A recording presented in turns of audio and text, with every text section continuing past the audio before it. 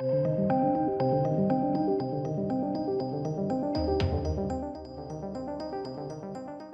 ladies and gents, a big video now on Netflix, essentially. So, they've lost just shy of 1 million subscribers in Q2. So, they were expected to lose 2 million, or I believe it was 2.2, something along those lines, and they've lost just shy of 1 million subscribers in Q2, which obviously exceeds expectations, which has helped them out. But then there's also a whole bunch of other information which we'll be going through. Ad-supported tiers. And then also some bizarre comments by Netflix boss Reed Hastings. And again, this will be interesting, I think, to a fair few people. You know, as a bit of a background as well, just to sort of see what you guys think. Because I think ultimately, you know, especially in the UK, there's this media pressure of the cost of living crisis. And they've even already done research now to show that it is the around the 24-year-old age who are scrapping streaming as an expense. So it's interesting that this comes out after we have literally just heard that young people are ditching subscription services to streaming platforms. So let's take a look. I've compiled the 3 best articles that I thought. Deadline have got like 10 articles on Netflix, and realistically it should just be all in one go. It's very strange that they've just got all these just loads and loads and loads of articles out there, but never mind. So Netflix of course beat expectations for the second quarter, reporting a decline of about 970,000 subscribers to end the period with a global total of 220.67 million subscribers, which is obviously a lot. Now, while the decline is still large in historical terms for the long-time leader in streaming, which it is, the fact that when they lost in Q1, that was the first time that they'd like actually gone backwards, basically. So this is still a big milestone, although it's positive because they projected to lose over 2 million subscribers. They lost only 970,000. But then there's also something to say that they may have projected, they may have overestimated to play the market, right? So then when this comes now, they end strong in shares, which is actually what's happened, basically. So there is also that potential likelihood that's occurred.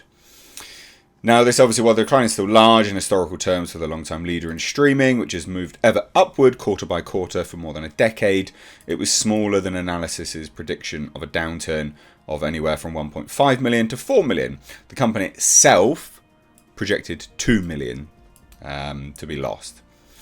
Now, investors cheered the results, sending Netflix shares up by 7%.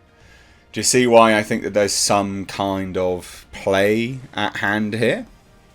In after-hours trading, they closed the regular trading session at $201.63, which is up almost 6%, reaching their highest level since April. Not that much of a stretch because, of course, they had reached a historic downturn, I think, in April. But the news wasn't uniformly positive. Netflix's guidance for the third quarter for an addition of 1 million subscribers was strikingly conservative. You know, such a growth level would be below previous third quarters, and the cautious outlook is likely being influenced by inflation and a host of other adverse macroeconomic factors. I like how they say inflation is a macroeconomic factor. Other adverse macroeconomic. Inflation is killing everyone at the moment. Inflation is like, it's a problem. It is a massive problem at the moment. So yeah, not really macro, I'd say major, but fine. Now, again, there's this interesting article here, but really it's just the headline that's important to dive into. Netflix layoff actually cost the streamer $70 million in severance charges because they binned off loads of people. And there was some hope that they were going to be getting rid of, you know, basically a whole bunch of the sort of wokerati that resided in Netflix. It does seem like they have got rid of some, for sure, But I mean, it's like a cancer. It's just, you know, until it's completely gone, it'll still grow and fester. It's like a pustule, essentially. But that's an important thing to cover here, is that they have actually had to spend $70 million just in getting rid of people, which is quite crazy, to be honest. But then we move on to the other thing, right? So they've been buying up stuff. So they're happy to spend $70 million in severances. They then bought a studio, an animation studio, Animal Logic. This is like an Australian animation studio. But this is all because they've got this in the sidelines, which is, of course, the ad-supported tier. And the CAO, Greg Peters, says it's going to have better economics, apparently, than the ad-free one, which is a no-brainer, but that's if people are willing to pay for it. You're still going to have to pay for this subscription to then get adverts in the way. So let's read what they say. So this is, again, background and sort of just diving into what they're thinking of the future now. Just to kind of see what they did, and I guess to outline why they've been spending so much money. So the economics of Netflix's forthcoming ad-supported tier will be more favourable than those of its primary ad-free one senior executive indicated during the company's second quarter earnings interview. Greg Peters, the company's head of product and chief operations officer, offered detailed commentary about the strategic push into advertising. Co-CEO Reed Hastings stunned the entertainment industry, Wall Street and Madison Avenue by revealing last quarter that the company was planning to roll out an ad-supported tier. And I guess it did. I mean, it did shock people, because again, you just think streaming, like, what are you doing? Why? Asked during the company's quarterly earnings interview about the outlook for customers of the ad-free service trading down to the cheaper ad-supported one, Peter said the company doesn't see any downside risk in that sort of shift. So basically, are they going to go? Are people just going to go? Ooh, well, I'll just get the cheaper one. You know, why not? And this is their explanation. So we know there's some price sensitivity around consumers. When we've run the models and in talking to our members and advertisers, to Microsoft, we look at the monetization that is a complement to the subscription part of that offering, and we're quite optimistic that the unit economics work to make that monetization equal or maybe even better than what we would see on the comparable ad-free side. So they're actually hoping to gain money from people downgrading, basically. That's essentially what they're thinking will happen, which is surprising, I think. But they also say by attracting, in theory, more members lured by a lower price point, Netflix prosper as a business. Peters said it will be neutral to positive for the overall business. Market demand, he reiterated, is quite strong, which will help overall volume of advertising. So that's where they believe their future is of course in this sort of, advertisement level. Now they say through a period of years and iteratively, so I want to set expectations at the outset. This is what we call the crawl, walk, run model. At the beginning, it will look like what you're familiar with, but over time, we think there's a tremendous opportunity to leverage that innovation DNA that we have, as well as a bunch of enabling characteristics of addressability and measurability and things like that. You know what? That was the biggest word salad I've read in quite a while. That essentially said nothing. It's basically saying it's going to look about the same, and then we're going to just creep it in. And then you're going to get really annoyed with it. But we're going to try and do it slow enough so you don't get annoyed with it. That is essentially what he's saying. That is such fucking word salad. I really hate it when people do that. It's utterly pointless. Now this, I think, is interesting. So Netflix boss Reed Hastings praises Stranger Things for streamers quarter 2 less bad results. Predicts linear TV death again. Now this is obviously what everyone seems to think, is that streaming is the future. I will say I think streaming is the future, but I also don't think every streaming platform will last. I think that there are streaming platforms which will have to just coincide with one another. They'll have to absorb one another because there's so many streaming platforms available now. People are getting pissed off with the constant subscriptions. The good thing about TV is you pay one thing for everything. Right, and that's why TV has stood the test of time, obviously. And that's what things like YouTube does so well, because all you got to do is sit through some adverts, or you put ad blocker on, and you can just sit there and watch anything from the entire website, which is just so massive. It has literally everything you could possibly want on it. Whereas Netflix doesn't. and whereas the other streaming platforms, they don't. So I think this is where the problem is, and where this kind of guy's commentary here is really quite blindsided by his own ego. So they say, coming off a better quarter than anticipated, Netflix founder Reed Hastings today was showing some swagger again and a lot of gratitude to the first part of Stranger Things' latest season.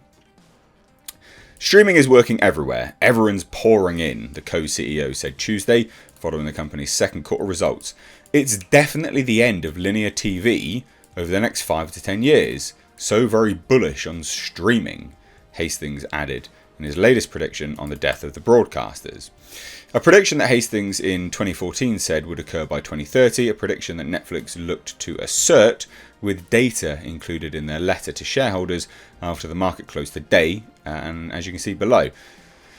So this is what it's their share of US TV viewing, basically. Which, it does make sense, but again, remember, people still want certain things, and Netflix doesn't have everything. Now, they obviously make, a point of Stranger Things being quite a large part of that. I get that. It probably is part of that. Now, they say lots of titles, lots of viewing. The co-CEO admitted today that if there was a single thing we might say, Stranger Things, the penultimate season of the Duffer Brothers created sci-fi nostalgia series, rolled out with an initial run of 7 episodes on May 27th, blah, blah, blah. And they're basically saying that was one of the reasons why it did so well. Which, that is why people sat down and watched Netflix for so long. Because what they're talking about is it had come out in the 1.3 billion hours viewed. They were very long episodes, so the 8-hour time is going to go up, of course. Now we have here, we're talking about losing 1 million instead of losing 2 million. So our excitement is tempered by the less bad results. Hastings noted from the streamer's Northern California HQ, tough in some ways losing 1 million and calling it success, but really we are set up very well for the next year. You kind of are, but you also kind of aren't, because again, you need to get rid of the nonsense. I think it's really important, particularly in tough economic times, that consumers see Netflix as a tremendous value. But where is the value? This is Ted Sarandos. Where is the value at this point in time?